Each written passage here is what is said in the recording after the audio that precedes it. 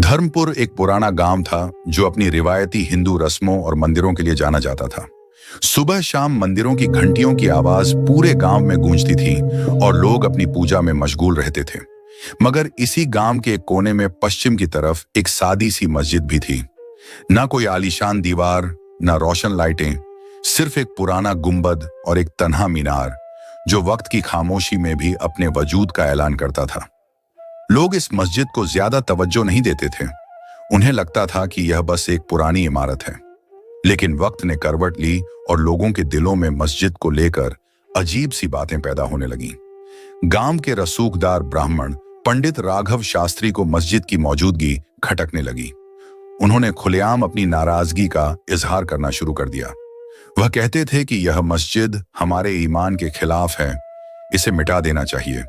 उनके यह अल्फाज कुछ नौजवानों के दिल में आग बनकर उतर गए। धीरे धीरे उन्होंने मस्जिद के खिलाफ आवाजें बुलंद करनी शुरू की। नफरत भरे भाषण हुए, लाठियां उठीं और फिर एक दिन उन्होंने फैसला किया कि मस्जिद को गिराया जाएगा। लेकिन जब वह लोग मस्जिद के दरवाजे पर पहुंचे, एक अजीब मंजर ने उनके कदम रोक दिए। मस्जिद के पिछले हिस्से से दर्जनों सांप निकलकर मस्जिद के बाहर बैठ गए। वे एकदम खामोश थे, लेकिन उनकी मौजूदगी ने हमला करने वालों के होश उड़ा दिए। डर और हैरत में वे सब उल्टे पांव लौट गए। गांव में यह खबर आग की तरह फैल गई। कुछ लोग कहते थे कि यह सिर्फ इत्तेफाक है, लेकिन बहुतों का मानना था कि यह अल्लाह की तरफ से इशारा था। एक बुजुर्ग ने कहा कि यह चमत्कार है, एक खुदाई पैगाम। इबादत गाह को छूना भी गुनाह है। जब इस पूरी घटना की खबर गांव के एक नौजवान मनोज को मिली, जो पेशे से स्कूल टीचर था और हमेशा इंसाफ की बात करता था, तो उसके लिए यह खबर चिंता का विषय बन गई। वह मस्जिद के पास गया, कुछ पल ठहरा और वहां की पुरस्कून हवा को महसूस किया। उसने देखा कि लोग चुपचाप इबादत में डूबे हुए थे। किसी से कोई शिकायत नहीं थी, कोई लड़ाई नहीं। उसके दिल में सवाल उठा, अगर ये लोग किसी को नुकसान नहीं दे रहे, तो इनके इबादत गाह को मिटाने की जरूरत क्यों? मनोज की सोच गहरी होने लगी। उसने गांव के बुजुर्गों से बात करने का मन बनाया, लेकिन फिर एक और अजीब घटना ने गांव को हिला दिया। एक बार फिर मस्जिद के पास सांप नजर आए। लोग कहने लगे कि यह अल्लाह की तरफ से हिफाजत है। शास्त्री जी अब भी अपनी जिद पर कायम थे, लेकिन अब उनके कुछ साथी भी सोच में पड़ गए। क्या वाकई यह सिर्फ इत्तेफाक है या ऊपर वाला कुछ दिखा रहा है? इन्हीं दिनों मस्जिद के पास और भी अजीब चीजें महसूस की जाने लगीं। दिन के उजाले में वहां पर साया सा महसूस होता, जैसे कोई है मगर नजर नहीं आता। नमाजियों ने बताया कि मस्जिद की फिजा में अब एक अजीब सुकून है जो पहले कभी नहीं था। इसी दरमियान गांव का एक और नौजवान सुनील, जो शास्त्री जी का करीबी था, मस्जिद के पास से गुजरा। अंदर से दुआओं की नरम आवाजें आ रही थीं। उसने कान लगाया और सुना। वे लोग गांव की सलामती, अमन और इंसानियत की दुआ कर रहे थे। ना कोई गुस्सा, ना बद्दुआ। सुनील के दिल को गहरा असर हुआ। वह चुपचाप लौट गया और शास्त्री जी से कहा, मैंने मस्जिद में जो देखा वह नफरत नहीं, मोहब्बत थी। लेकिन राघव शास्त्री जी ने हल्की सी मुस्कुराहट के साथ कहा, यह सब इनका एक चालाकी भरा खेल है। ये बाहर से खुद को नेक दिखा रहे हैं, लेकिन इनकी नीयत में खोट है। ये बातें सुनकर सुनील के दिल में दोबारा शक ने जगह बना ली, लेकिन दिल का चयन अब भी उससे दूर था। उसे लगता था कि मस्जिद के साथ जो हो रहा है वह कोई मामूली घटना नहीं है, इत्तेफाक नहीं, बल्कि कुछ गहराई है जिसे सब नजरअंदाज कर रहे हैं। इसी बीच गांव के एक पुराने पुलिस सिपाही रामेश, जो बरसों से गांव में तैनात था, मस्जिद के पास पहुंचा। गांव के कुछ लोगों ने उससे कहा कि वहां कुछ गैर मामूली वाकयात हो रहे हैं। वह मस्जिद के पास पहुंचा और हालात का जायजा लेने लगा। वहां का मंजर बिल्कुल पुरसुकून था। नमाजी इत्मीनान से इबादत में मशरूफ थे। ना कोई हंगामा, ना कोई गड़बड़। रामेश ने वहां के मुसलमानों से बात की। उन्होंने साफ कहा, हम तो बस अल्लाह की इबादत करते हैं, किसी से कोई झगड़ा नहीं। फिर वह गांव के कुछ हिंदू लोगों से मिला और उनसे पूछा कि मस्जिद से उन्हें क्या तकलीफ है। जवाब मिला, यह हमारी जमीन पर है, इसलिए इसे हटाना जरूरी है। रामेश को यह बात बेमतलब लगी। वह शास्त्री जी से जाकर बोला, यह लोग तो किसी को नुकसान नहीं पहुंचा रहे, मस्जिद को गिराना किसी मसले का हल नहीं है।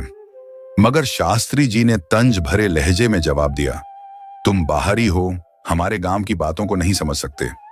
रामेश खामोश हो गया, लेकिन उसके अंदर भी सवाल उठने लगे थे। क्या हम किसी बेगुनाह को गलत समझ रहे हैं? इसी दौरान मनोज, जो गांव का स्कूल मास्टर था, उसने मस्जिद के बारे में और मालूमात हासिल करने की ठानी। उसने कई पुरानी किताबें जमा की और मस्जिद के तारीखी पहलुओं को पढ़ना शुरू किया। उसे पता चला कि यह मस्जिद सदियों से गांव में मौजूद है और इसका कोई विवादित माजी नहीं रहा, बल्कि जब जब गांव में आफत या बीमारी आई, मस्जिद के नमाजियों ने गांव की सलामती के लिए दुआएं की और लोगों ने महसूस किया कि उन दुआओं से हालात वाकई बेहतर हुए। एक रोज मनोज ने अपने हिंदू दोस्तों से कहा, चलो मस्जिद चलते हैं, खुद देखेंगे कि वहां क्या हो रहा है। जब वे वहां पहुंचे तो देखा मस्जिद के पास कुछ सांप थे, मगर वह बिल्कुल पुरमन थे, किसी को नुकसान नहीं पहुंचा रहे थे, बस एक कोने में चुपचाप बैठे थे। मनोज ने सबके सामने कहा, यह मस्जिद ना हमारे मंदिरों को नुकसान पहुंचा रही है, ना हमारी तहजीब को। हमें अपने रवैया पर दोबारा सोचना चाहिए। गांव के कुछ लोग मनोज की बातों पर गौर करने लगे, लेकिन राघव शास्त्री और उनके समर्थक अब भी अपनी जिद पर अड़े थे। अब सिर्फ मस्जिद का नहीं, अपनी पहचान का सवाल बन चुका था। लेकिन अब गांव में बातें बदलने लगी थीं। लोग धीरे धीरे समझने लगे थे कि शायद नफरत की आग में हम इंसानियत को जला रहे हैं। इन्हीं दिनों मनोज ने एक बड़ा फैसला किया।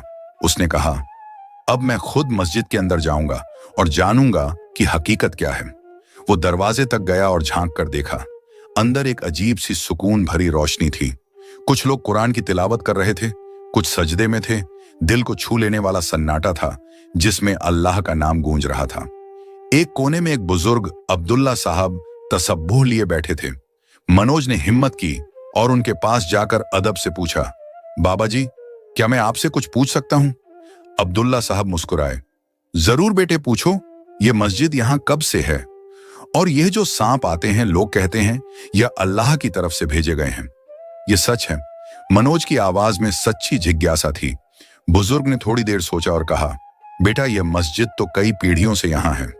यह हमारे लिए एक मुकद्दस जगह है जहां हम रब से अपना रिश्ता जोड़ते हैं। और जहां तक इन सांपों की बात है, हम नहीं जानते वह कहां से आते हैं, मगर यह तो यकीन है कि हर मखलूका अल्लाह की मखलूकन होती है। अगर वह यहां आकर किसी को नुकसान नहीं पहुंचाते तो शायद अल्लाह की तरफ से उनकी भी कोई ड्यूटी है।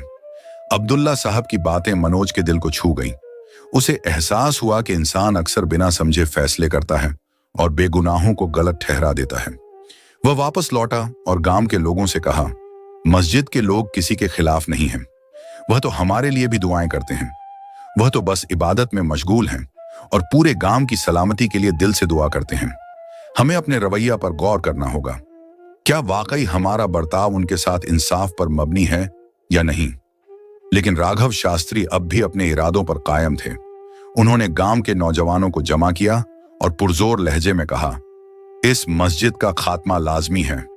यह हमारी सरजमीन पर एक बेगानी इमारत है जो हमारे रस्म और रिवाज से मेल नहीं खाती। अगर आज हम खामोश रहे तो कल हमारी पहचान मिट जाएगी। इन अल्फाज ने कुछ नौजवानों के दिलों में आग भर दी और उन्होंने एक नई मुहिम की बुनियाद रखी, मस्जिद के खिलाफ।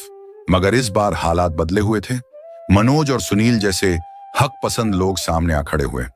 मनोज ने बुलंद आवाज में कहा, हमारी तहजीब हमें तालीम देती है कि हर मजहब को इज्जत दी जाए। अगर यह मस्जिद किसी को नुकसान नहीं पहुंचा रही तो हमारे पास उसे मिटाने का कोई हक नहीं। गांव अब दो हिस्सों में तकसीम हो चुका था। एक तरफ वह लोग जो राघव शास्त्री के साथ थे और दूसरी तरफ वो जो मस्जिद को रहने देने के हामी थे। हालांकि टकराव की फिजा बन रही थी, लेकिन मस्जिद पर कोई सीधा हमला नहीं हुआ। हर बार जब कोई बुरा इरादा करीब आता, कुदरत जैसे कोई रुकावट खड़ी कर देती। कभी रहस्यमय सांप रास्ता रोक लेते तो कभी रात के सन्नाटे में कोई अजीबोगरीब आवाजें गूंजने लगती। यह वाकयात गांव वालों के दिलों में खौफ भरने लगे। इसी दरमियान एक दिलचस्प मोड़ आया।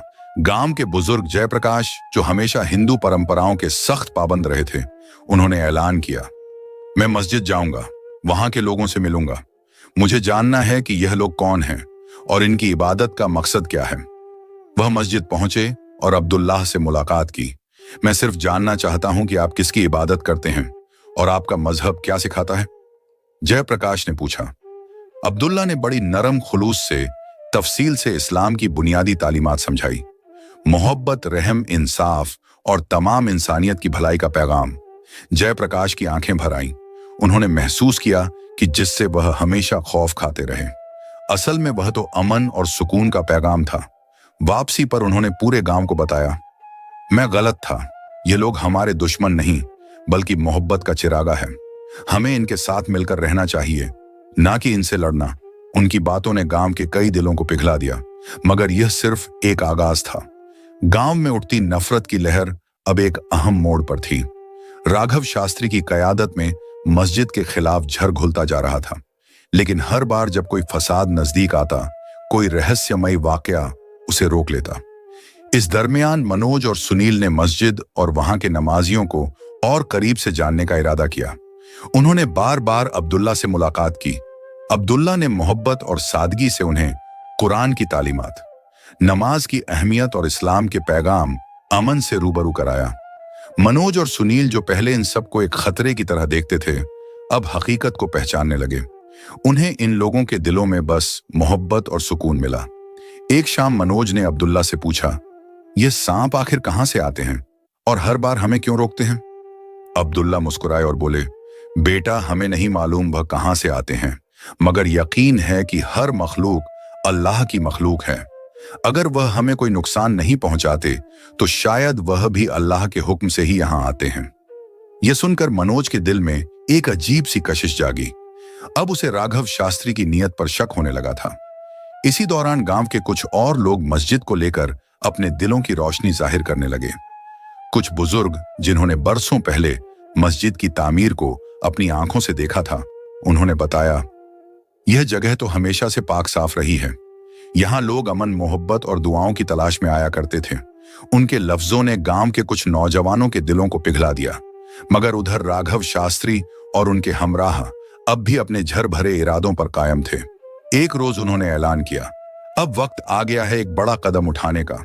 गांव वालों को एक बैठक में बुलाया गया। वहां शास्त्री जी ने कहा, यह मस्जिद हमारे गांव के लिए एक खतरा है। अगर अब भी हमने इसे ना रोका तो यह हमारे रस्मों, रिवाज और आने वाली नस्लों को मिटा देगी।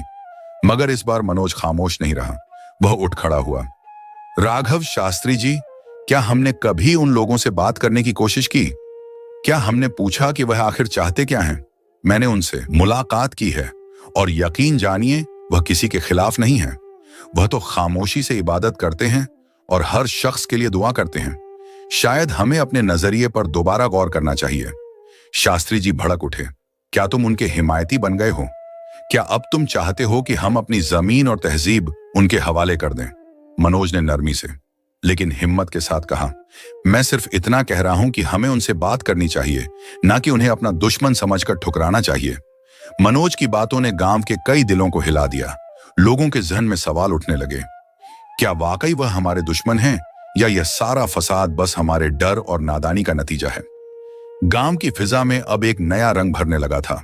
तहकीक, सवाल और सोच, जो लोग पहले आंख मूंद कर राघव शास्त्री की बातों को सच मानते थे, अब हर बात पर सवाल उठाने लगे।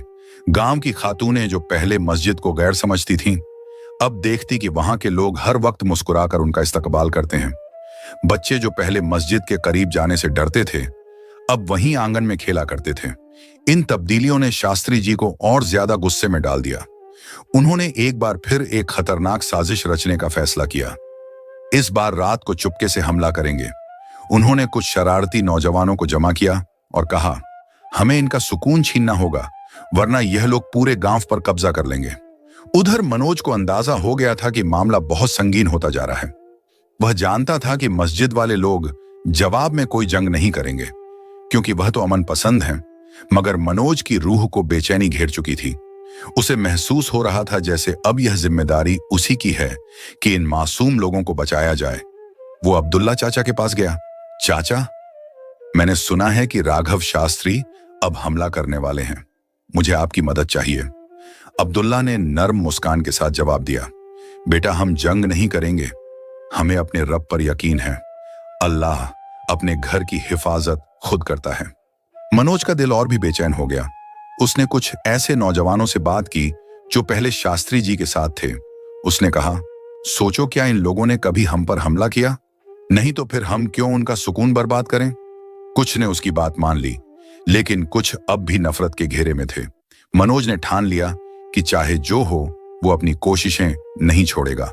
और फिर वो रात आई जब राघव शास्त्री और उनके साथी मस्जिद की तरफ बढ़े तो अचानक एक अजीब वाकया पेश आया।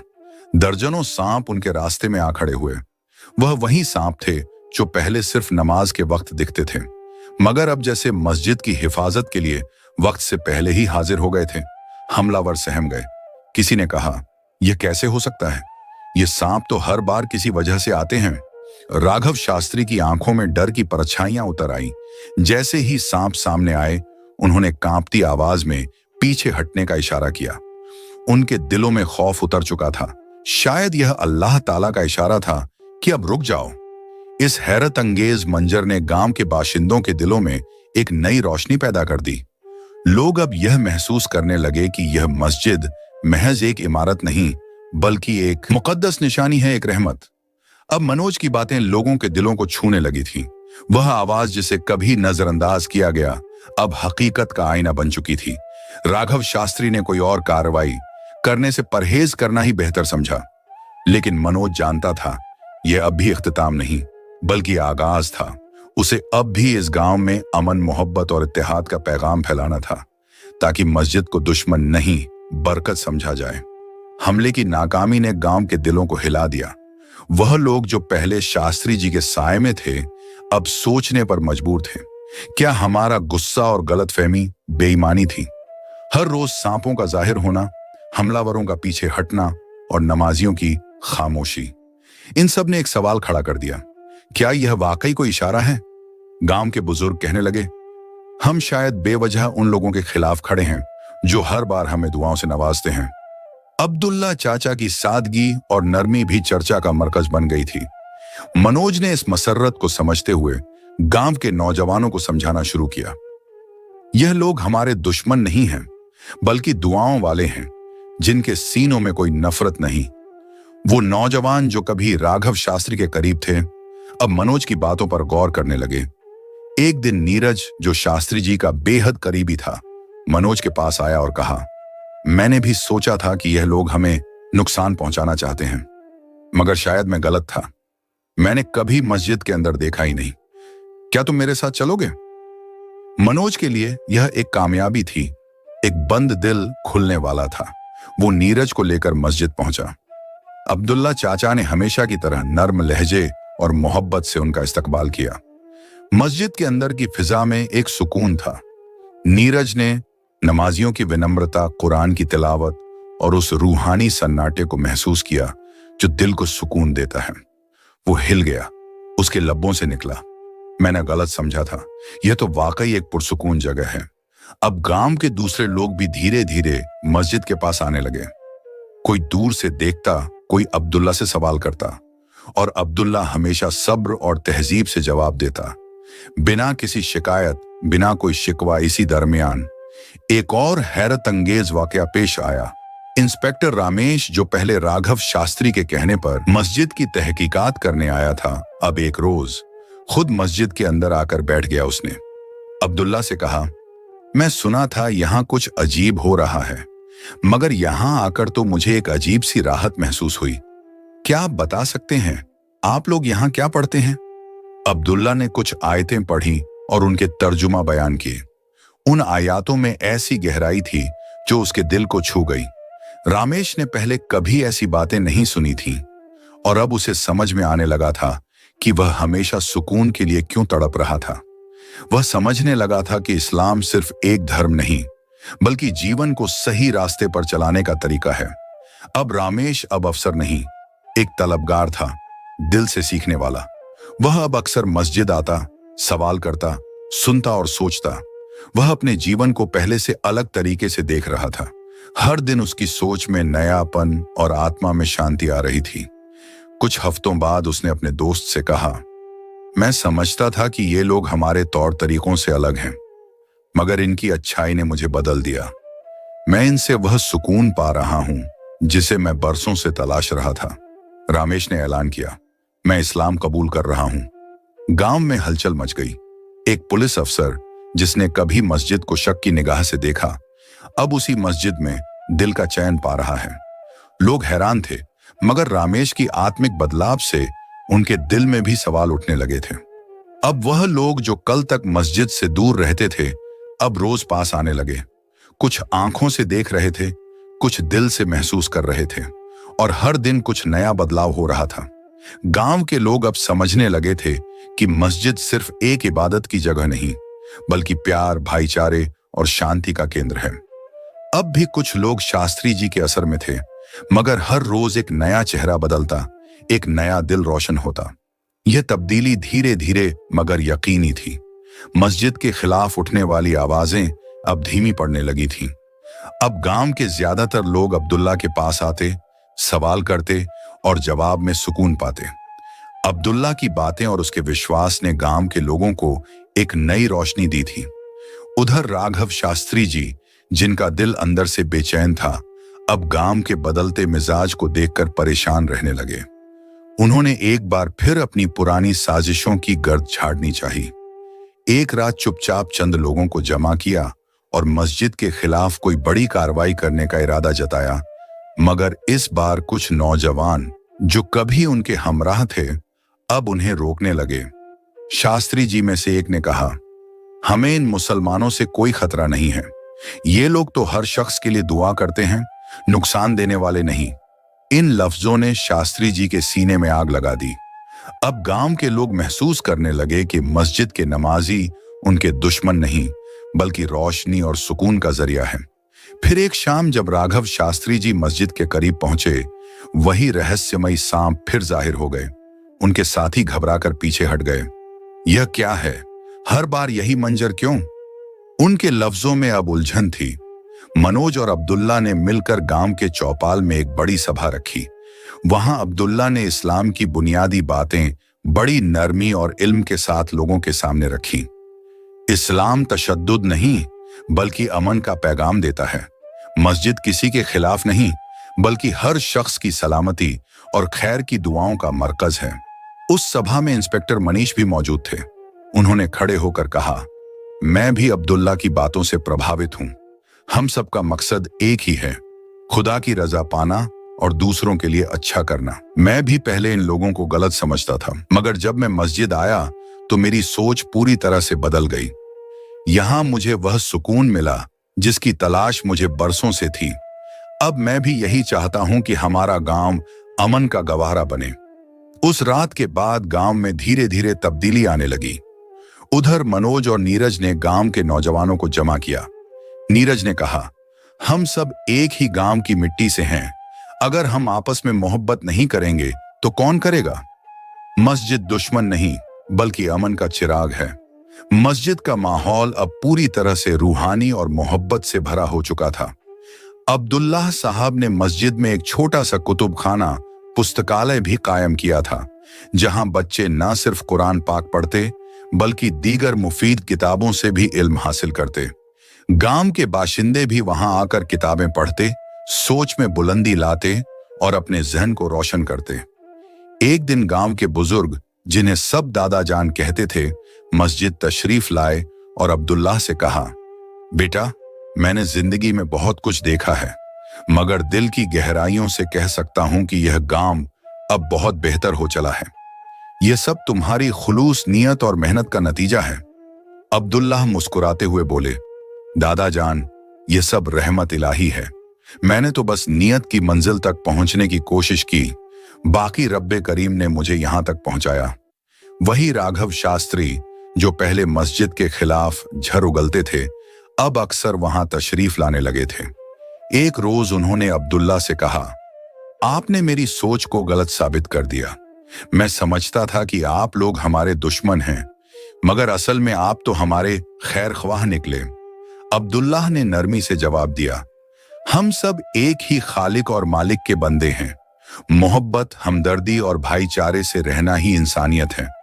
शास्त्री जी की आंखों से आंसू बह निकले। उन्होंने वादा किया कि अब वह अपने तमाम साथियों को समझाएंगे कि मस्जिद नफरत की जगह नहीं, बल्कि दुआओं और अमन की पनाहगाह है। यह तब्दीली गांव से बाहर भी फैलने लगी।